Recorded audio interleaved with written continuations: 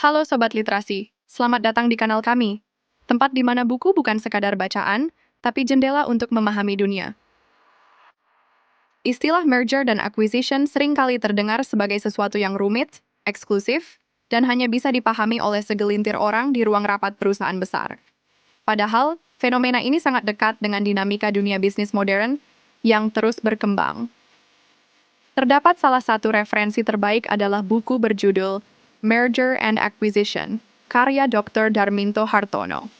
Istilah mergers and acquisition sering terdengar sebagai konsep yang rumit dan hanya dipahami segelintir orang di ruang rapat perusahaan besar.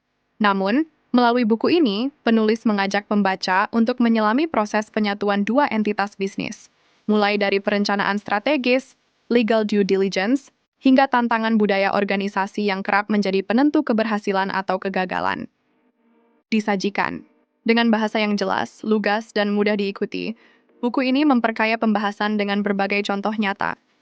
Hal ini menjadikan isi buku tidak hanya relevan bagi praktisi bisnis, tetapi juga bermanfaat bagi siapa saja yang ingin memahami dinamika dunia korporasi modern.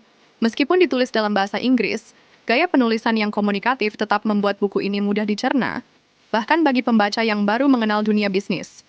Selain itu, buku ini juga menangkap kenyataan bahwa merger dapat menghasilkan sinergi yang kuat, namun bisa pula gagal total akibat komunikasi yang buruk atau benturan ego.